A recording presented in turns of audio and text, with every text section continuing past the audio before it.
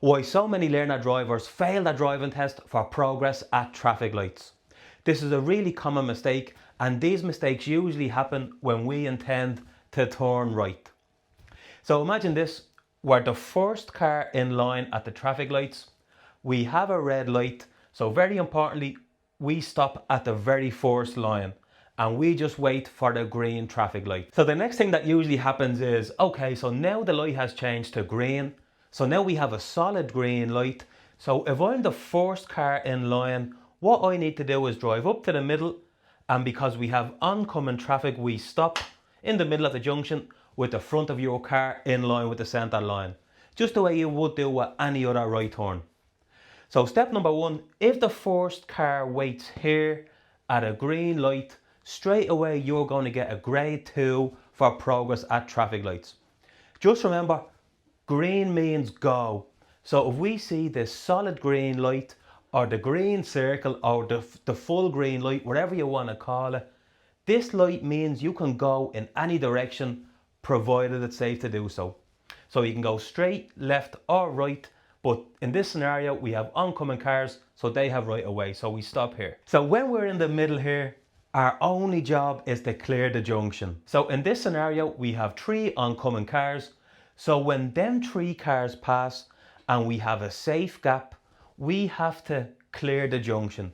We have to go on the first available safe gap. If you decide to not take the first available safe gap, you will get a grade 2 for progress at traffic lights. Or if you decide, okay, I can see a safe gap, but I want to wait for the green arrow, again, that will be a grade 2 for progress at traffic lights. You just go at the first available safe gap, because remember, green means go. This means you can go in any direction when it's safe to do so. You don't need to wait for a green arrow. So sometimes it can happen where, okay, I'm in the middle of the junction. It's really busy. There's a load of cars coming. So I'm in the middle, and again, I'm just waiting for the first available safe gap. While I'm waiting, I'm looking ahead for a gap. I'm also looking to the right. But a good tip is also look at these traffic lights, because usually when you get an amber here, so do they, so you know when they're going to be stopping basically. So I'm in the middle, I'm waiting, it's really busy, the cars are coming. Oh no, the light has changed amber, the light is changing red. Once they start slowing for the red light, that's when you start going. You have to clear the junction when you're in the middle here. If you decide to not clear the junction, you're going to get a grade 3 for progress at traffic lights, because now when you have a red, you get a red in order to give these a green. You're going to be in the middle and then they're going to drive at you. So once you're in the middle, forget about these lights. They're not amber and red for you. They're amber and red for people behind this line. Alright, so your only job when you're in the middle of the junction, you have to clear the junction.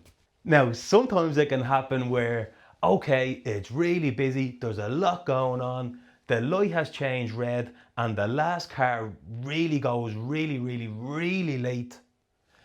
Again, your only job is to clear the junction. Now sometimes this will be a disaster for you, no fault of yours, but this last car went really late. So you do clear the junction. Just be mindful, sometimes it can happen where there could be a pedestrian crossing on here and you'd probably have to go and stop here. If that happened, you would fail your test through no fault of yours, just because of this last person. But sometimes that just happens and it's very unfortunate for you. But at the same time, just be mindful, if you are cleared in junction, there could be pedestrians about to cross the road. So now we're going to talk about if there's 2 cars turning right. A common question I get asked is, okay, is the second car allowed wait at the line, or is the second car supposed to follow them up into the junction? So the answer to that question is both of them answers is correct. The second car is allowed wait here, or if the junction is big enough, the second car is allowed to follow the car up into the middle of the junction. Both of these answers are correct. If both of the answers are correct, I would suggest the second car waiting here. Because think about the last scenario. Imagine if these cars are going really late. This first car will be really late leaving the junction. that means the second car will be extremely late, and eventually these cars will just start driving at you. So I recommend, if I'm the second car, I wait here. When you're waiting here, you don't want to be just looking at the back of this car and waiting for them to go and then you slowly move up. You're actively looking up the road and you're planning ahead for this car here. You're looking for a safe gap for them to go, because you know when you see a gap, they're going to go. Once they start rolling, provided it's still a green light, that's when you would go up to the middle of the junction, and then if you have a safe available gap, then you would complete the junction. Don't be too slow getting into the middle. If this car is moving, follow them up if it's still a green light. You don't want to be too slow doing that. So next we're going to talk about the green filter light. So in this scenario, we're still talking about turning right.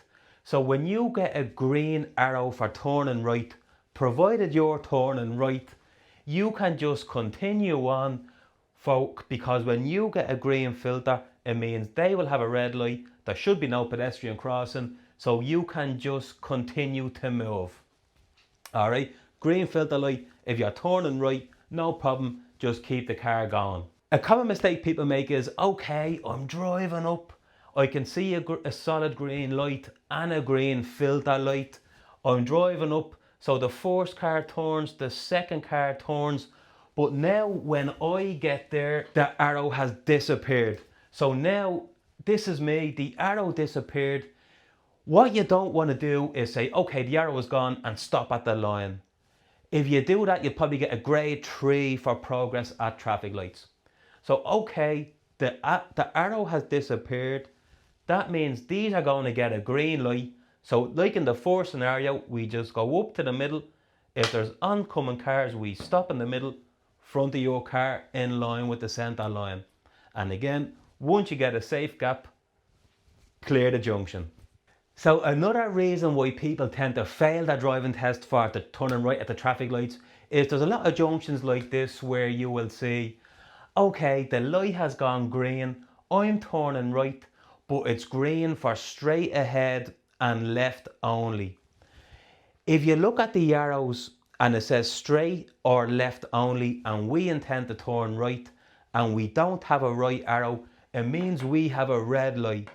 So if you go up to the middle at a green arrow for straight, you will fail your driving test, because essentially you've just broken a red light.